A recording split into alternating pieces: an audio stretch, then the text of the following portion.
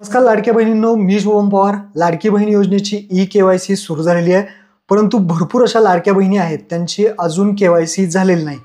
त्यांच्या मनामध्ये भरपूर असे प्रश्न आहेत. ते जे काही प्रश्न आहेत त्या प्रश्नांची उत्तरे आज आपण या व्हिडिओमध्ये थोडक्यात जाणून घेणार आहे. तर व्हिडिओ नक्की शेवटपर्यंत पहा. आपल्या चॅनलवरती पहिल्यांदा आला असाल तर चॅनलला सबस्क्राईब करून ठेवा. अशाच महत्त्वपूर्ण व्हिडिओज तुम्हाला मिळत राहतात. चला बहिणींनो, व्हिडिओ सुरू करूया.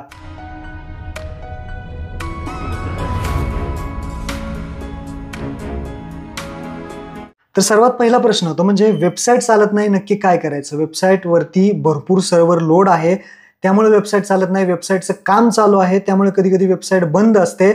तर आता याच्यावरती उपाय तर काय आहे? तर तुम्हाला भरपूर घाई असेल तर तुम्ही ही केवायसी रात्रीचं 12-1 नंतर करू शकता, किंवा पहाटे करायची असेल पहाटे करू शकता. 2 महिन्याचा कालावधी आहे, तुम्ही केवायसी 2 महिन्यामध्ये कधीही करू शकता. त्यानंतर दुसरा प्रश्न विचारते ते म्हणजे केवायसी नक्की कोणी करायची? आता मी मागच्याच केवायसी कशी करायची याचा व्हिडिओ बनवलाय, तो व्हिडिओ पाहून घ्या आणि आपली केवायसी करून घ्या. परंतु भरपूर जण असं विचारतायत की केवायसी नक्की कोणी करायची आहे? तर ज्यांना पैसे येत आहेत त्यांनी सुद्धा केवायसी करायची आहे, आणि ज्यांचा हप्ता जून पासून जुलै पासून जे काही बंद झाले असतील हप्ते त्यांनी सुद्धा केवायसी करायची आहे. म्हणजे याचा अर्थ सगळ्या लाडक्या बहिणींनी ज्यांनी फॉर्म भरलेले होते, ज्यांचे हप्ते बंद झाले होते मधी, ज्यांचे हप्ते चालू आहेत, ज्यांना पैसे मिळत आहेत, सगळ्या लाडक्या बहिणींनी आपली केवायसी करणं गरजेचं आहे. तरच जो काही लाभ आहे तो चालू राहणार आहे. त्यानंतर सगळ्यात महत्त्वाचा जो काही प्रश्न विचारला जातो तो म्हणजे केवायसी करताना जे काही सरकारी कर्मचारीचा जो पर्याय आहे आणि अविवाहित विवाहित असे 2 पर्याय तुम्हाला दिसतील. तिथे आम्ही होय निवडायचं का नाही निवडायचं? तर मी मागच्या केवायसीच्या व्हिडिओमध्ये सांगितलंय. तर केवायसी करताना तुम्हाला दोन्ही ठिकाणी होय निवडायचं आहे. जो पहिला प्रश्न आहे तो जरा व्यवस्थित त्यांनी टाकलेला नाही, तर आपल्याला पहिला प्रश्न सुद्धा होय करायचा आहे, दुसरा प्रश्न सुद्धा होय करायचा आहे आणि आपली केवायसी करून घ्यायची आहे. आता भरपूर लाडक्या बहिणी विचारतात पुढचा प्रश्न तो म्हणजे होयच्या जागी नाही झालेलं आहे, आता काय करायचं? नक्की काय प्रॉब्लेम येईल? तर आता तुम्हाला काही ऑप्शन नाहीये. होयच्या जागी जर नाही झालं असेल तरी काही टेन्शन घेऊ नका. तुमच्या आधार कार्ड नंबरवरून कौटुंबिक माहिती असेल किंवा शासकीय कर्मचारी आहे का, त्यामुळे काही काळजी करू नका. जर यामध्ये दुरुस्तीचा काही पर्याय उपलब्ध झाला तर आपल्या चॅनलवरती व्हिडिओ बनवला जाणार आहे. तर आत्ता काहीही पर्याय त्याच्यावरती नाही. त्यानंतर पुढचा प्रश्न तो म्हणजे केवायसी एडिट होते का, दुरुस्ती होते का केवायसी मध्ये? तर मी तेच सांगितलं की केवायसी दुरुस्त आत्ता होत नाही. जर यामध्ये काही बदल झाला, एडिट करण्यासाठी काही ऑप्शन आला तर आपल्या चॅनलवरती व्हिडिओ येणार आहे. पुढचा प्रश्न आहे तो म्हणजे भरपूर महिला असे म्हणतायत की आमच्या पतीचं किंवा आमच्या वडिलांचं आधार नंबर कशासाठी घेतलाय?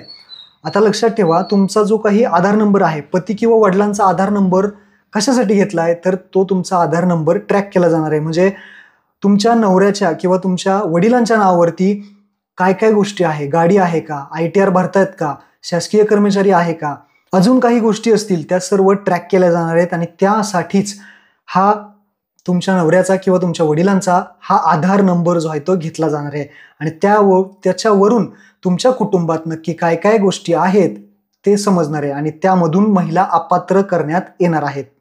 त्यानंतर भरपूर महिला हा एक प्रश्न विचारतायत की एका घरामध्ये 3 महिला असतील तर केवायसी कशी करायची? तर एक गोष्ट लक्षात ठेवा, GR नुसार जर पाहिलं तर एक विवाहित आणि एक अविवाहित इथे पात्र आहे. आता तुमच्या घरामध्ये समजा 2 पेक्षा जास्त महिला असतील तर तुम्ही काय करायचं, फक्त 2च केवायसी करू शकता. एक विवाहित जो कोण असेल महिला त्यांची केवायसी तुम्हाला करायची आहे, आणि एक अविवाहित कोण असेल त्यांची केवायसी फक्त करायची आहे. एक अविवाहित आणि विवाहित, बाकीच्यांची केवायसी करायची नाही, नाहीतर तुमच्या कुटुंबातील सगळे अपात्र ठरवले जातील. 3-4 महिला ज्या असतील सगळ्या अपात्र ठरवले जातील. त्यामुळे केवायसी करताना एक अविवाहित आणि एक विवाहित यांनी केवायसी करायची आहे. आणि केवायसीच्या ठिकाणी जे होय आहे दोन्ही ठिकाणी तुम्हाला होय होय करायचं आहे.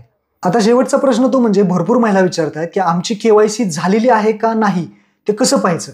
आता ही तुमची केवायसी झाली का नाही कसं पाहायचं?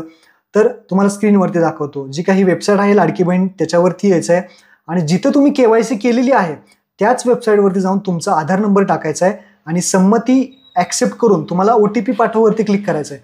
आणि त्यानंतर तुम्हाला तिथे दाखवलं जाईल की तुमची केवायसी ही ऑलरेडी केलेली आहे. म्हणजे तुम्हाला पुन्हा केवायसी करायची गरज नाही असं दाखवलं जाईल. म्हणजे तुमची केवायसी झालेली आहे का नाही हे तुम्ही इथे चेक करू शकता. जिथे तुम्ही केवायसी केली त्याच वेबसाईटवरती जाऊन तुम्हाला आधार नंबर टाकायचा, तुमची केवायसी झालेली आहे का नाही ते तुम्हाला कळून जाईल. तर महत्त्वपूर्ण हे प्रश्न होते.